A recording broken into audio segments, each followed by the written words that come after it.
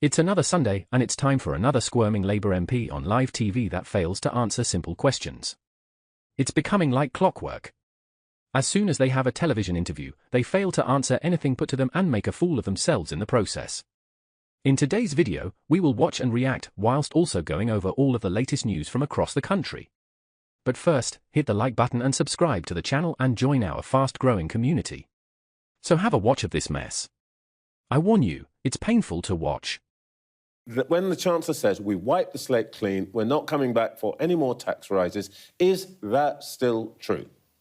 Well, when the Chancellor speaks, she speaks for government, and my job is to make sure that I put her words into action. So I'm keeping a tight grip on my own department so that we don't have to come back with the additional pressures. Now, look, just look at what we're doing, Trevor. Over the summer, we got everything out into the open.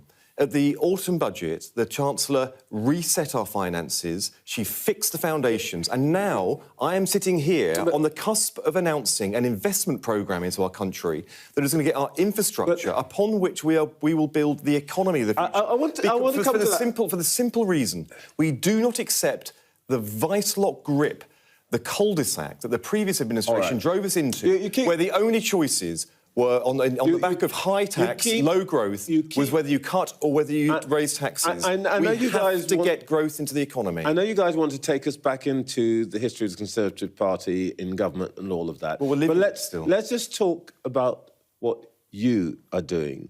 The point is that the Chancellor said that when she spoke here that she was wrong before the election to say that there wouldn't be more taxes and so on, because you didn't know it all. So actually, you didn't have it all out in the open.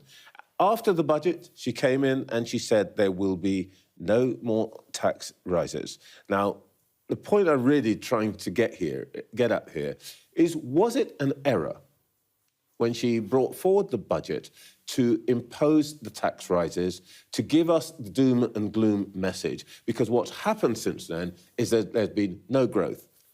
Inflation is rising very slightly, and business is unimpressed. Was the budget a mistake? Because of the budget, I am able to sit here today and start the process of unveiling a radical reform of the way our country is structured. We will build the foundations of the digital infrastructure going forward, and into the future, digital infrastructure is going to sit alongside gas and electricity for the importance it has for our country. No, Trevor, listen, it is important because you'd answer the question I asked. I am answering the question. Was the budget, were the tax rises a mistake, as most business organisations are telling you? If we hadn't had that budget, I could not be sitting here talking about an investment programme that will get our country fit for the future and in the areas where growth is going to come from. We inherited our finances where we had a massive black hole, we had unfunded spending commitments. We have fixed those foundations. Sorry to interrupt you, you told me this 5 times now. No, but and they know that, they've heard that. And what are you saying say to them about now? What they haven't heard is our investment programme, which I am here talking about for the very first time. Nobody has heard about the Sovereign AI Unit, which will be bringing together the constituent elements that we see in Silicon Valley, which we have in our country, if only they were coordinated, if only they had a champion. My point is, you're not even going to get a hearing if you don't confront this. Look at the growth rates. The Americans are nearly 1%. Look at where we are, 0% with Italy. Unless you actually confront that, no matter how many promises you make about what you're going to do, that's the reality that the markets are looking at. What are your thoughts on this clown? Let me know in the comments.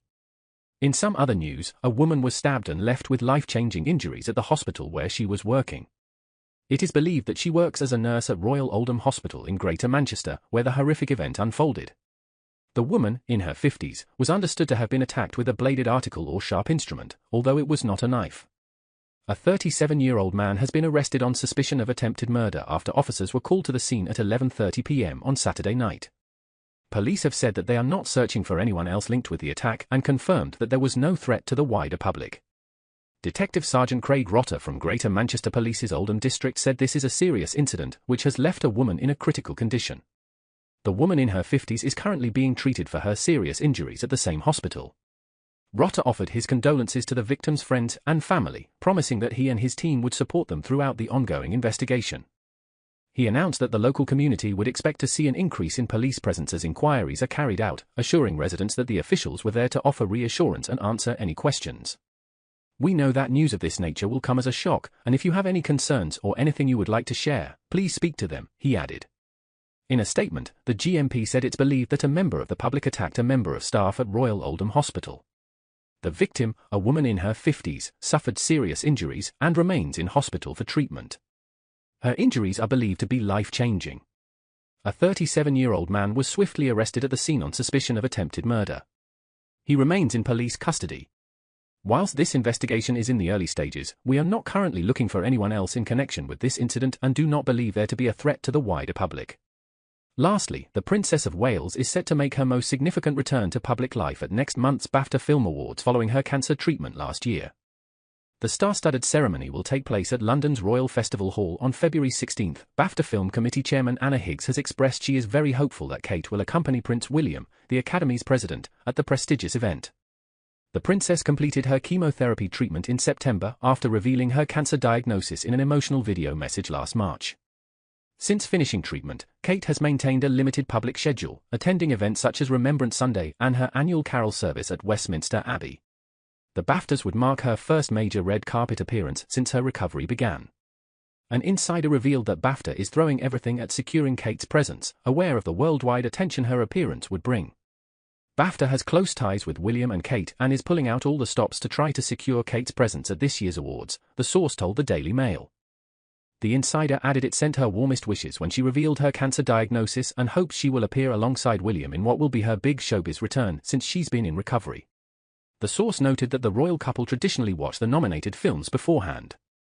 We have been told that she wouldn't want to miss it, so she's hoping to be there with William, the insider said. BAFTA officials have indicated they will make any necessary accommodations, with the source stating, anything BAFTA can do to work around Kate, it will do. What are your thoughts on what we discussed in today's video? Let me know down in the comments section below. If you've not yet already, make sure you do drop a like on this video and subscribe to the channel for more British political content.